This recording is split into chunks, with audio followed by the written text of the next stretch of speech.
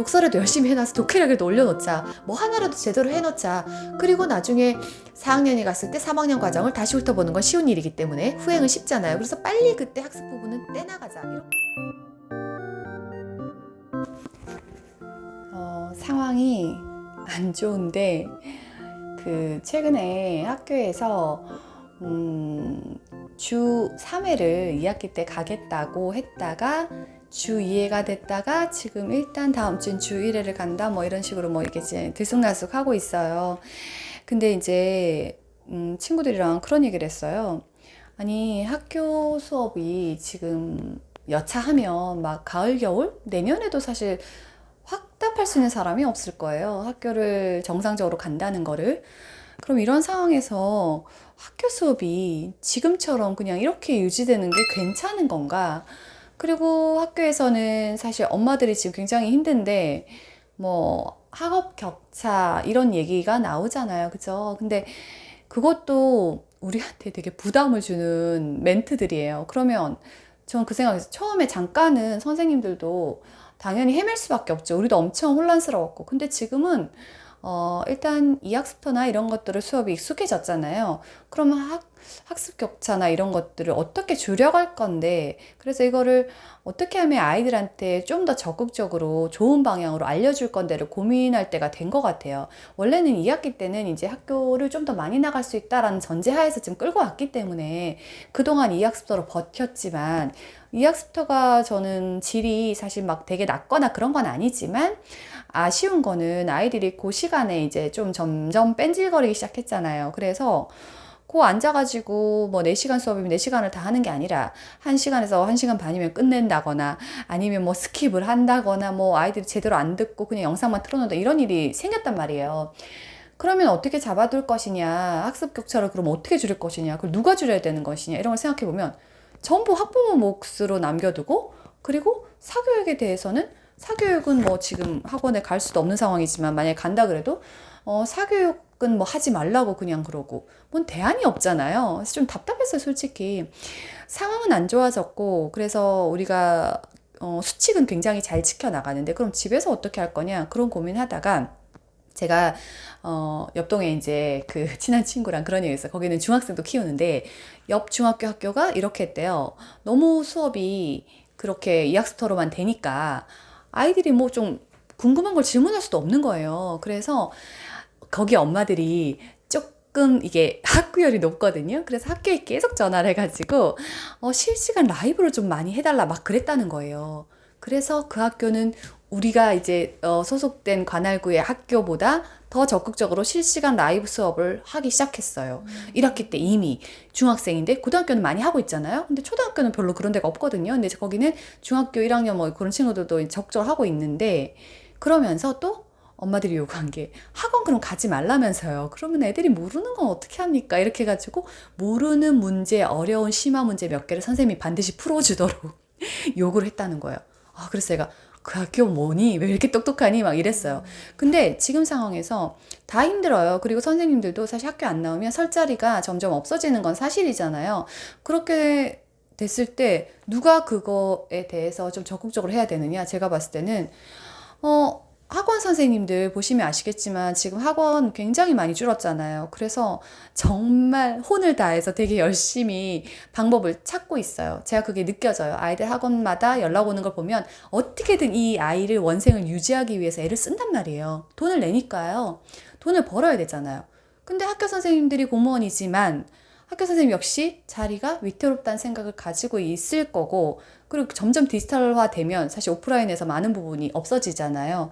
그러니까 저는 2학기에는 좀 더 적극적으로 초등학생들도 실시간 라이브 수업 얼마든지 가능하잖아요. 선생님들이 얼굴을 나오기 싫거나 아니면 뭐 그런 게 부담이거나 뭐 그래도 그 부담감을 안고서라도 저는 해야 된다고 생각을 하거든요. 그래서 그 옆 학교를 들으면서 와, 우리가 늦었네. 우리도 이제 초등학교에 열심히 적극적으로 건의를 해봐야겠네 라는 생각을 했어요. 그게 한 선생님이 4시간 수업 라이브 하려면은 그때 얘기 드린 것처럼 인강은 훨씬 힘든 일이잖아요. 근데 그렇게 안 할 수 있잖아요. 한 학년에 각 교과 담임이 초등 같은 경우 영어나 뭐 이런 거밖에 없지만 하나씩 맡아가지고 그 부분을 충실하게 해주면서 전교생이 다 볼 수 있게 해줄 수 있잖아요. 한 학년당. 사실 그게 유튜브 라이브로도 가능하고 줌으로도 가능하고 뭐 구글의 행아웃도 가능하고 가능한 툴은 너무 많거든요. 툴이 없어서 못한다?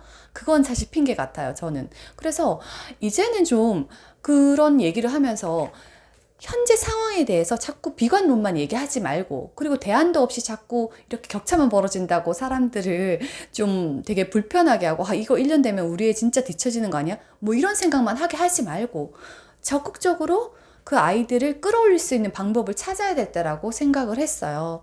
그래서 제가 생각해 본 거는 솔직히 좀 교육부에서 하는 것도 좀 너무 아쉽고, 정부에 대처하는 것도 아쉽고, 아이들 공부가 뭐 지금 중요해 뭐 이런 얘기를 하는 것도 그건 당길 때 얘기하는 거죠. 지금은 중장기가 됐잖아요. 그러면 아이들 공부하는 건 그냥 아이의 미래이자 우리의 미래예요. 근데 공부를 뭐 이제 주입식으로 하지 말고 뭐 이렇게 하지, 창의적으로 하자, 이런 거는 굉장히 좋은 방향이지만, 그럼 어떻게가 있어야 되잖아요. 근데 어떻게에 대한 방침이 하나도 없거든요. 그래서 지금도 보니까 2학기에 여전히 그냥 2학기와 똑같이 1학기라고 할 거라고 하더라고요. 그래서 제가 그거 보면서 왜 발전을 하지 않는가. 예. 이렇게 우리도 애를 쓰고 뭐 유튜브를 하고 사람들이 새로운 디지털을 받아들이고 있는 이 시점에서 아이들도 너무너무 이제 빨리빨리 받아들이고 있는데 왜 변화가 없을까? 그게 좀 아쉬웠어요. 그래서 솔직히 말씀을 드리면 선생님도 존경할 분들이 너무 많죠. 너무 열심히 하시는 분들도 많으니까요. 근데 선생님을 전체를 폄하하는 그런 게 아니고, 선생님들도 이제 마인드를 어쩔 수 없이 학교에 와서 교육을 받지 않는 상황이 앞으로도 굉장히 오래될 수 있구나라는 걸 가지고 대안을 좀 만들어 갔으면 좋겠다. 솔직히 그런 생각을 했고, 특히 라이브 수업은 했으면 좋겠다는 생각이 들어요. 아이들이 일주일에 한 번 친구를 가서 만나고 왔는데 이게 뭐 사회성을 어디서 키웁니까? 저는 그냥 공부는 집에서도 할 수 있다고 생각하는 사람이에요. 근데 학교 가서 하는 거는 아이들이 교류를 하고 사회성을 기르고 창의성을 기르기 위해서 간다고 생각하는데 그걸 못 하잖아요. 그러면 그룹 친구들끼리 볼 수 있는 상황이 돼야 되는데 아이들은 너무 힘들고, 그럼 라이브라도 하면, 제가 이제 라이브를 하는 학원들이 있거든요. 라이브를 하면 훨씬 능동적이에요. 적극적으로 보이니까 일단 참여를 할 수밖에 없고, 선생님이 질문을 자꾸 던지고 뭐 국어 책을 가지고 너 읽어봐 너 읽어봐 이렇게 하면 참여를 안 할 수가 없거든요.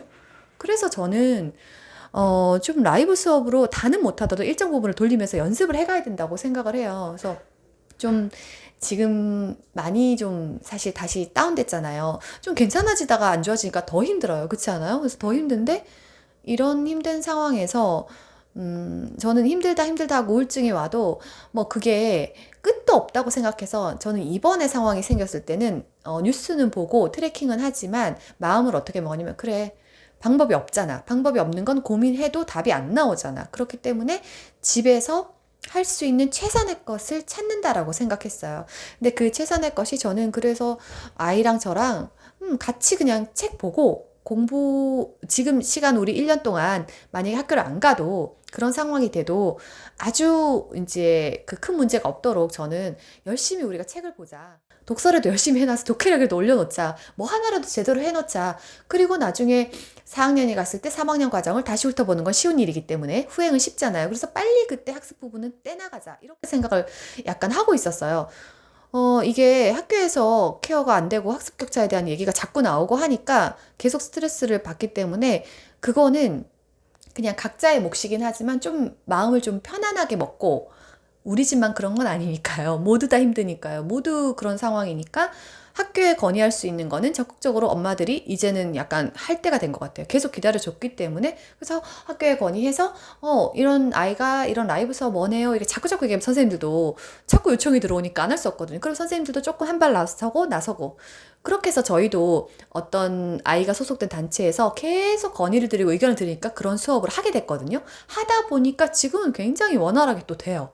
그러니까 처음에 할 때만 누구나 두렵잖아요. 어른이든 아이든 마찬가지고 선생님들도 그러시고 학부모도 마찬가지예요. 그래서 지금 시점으로 앞으로 뭐 꼭 반드시 더 좋아진다는 보장도 없는 상황이고 더 얼마나 나빠질지도 모르는 상황이라면 오히려 이런 시스템을 적극적으로 활용해서 좀 해보면 어떨까. 그래서 타이틀을 이대로 괜찮은가라고 잡아본 건데, 학교뿐만 아니라 우리 생활도 다 마찬가지일 것 같아요. 새로운 도전이라고 생각하고 너무 힘든 마음에 빠져있지 말고 할 수 있는 걸 찾아서 그냥 묵묵하게 해나가는 방법이 저는 살 길이라고 생각을 했기 때문에 여러분 생각은 어떤지 궁금해요. 요즘 이제 2학기 때 학교에서 어떻게 하는지, 또 어떻게 학교가 해줬으면 좋겠는지, 이런 의견들을 좀 모아서 학교에 건의를 좀 해보면 어떨까 싶어서 이런 영상을 한번 준비해 봤습니다.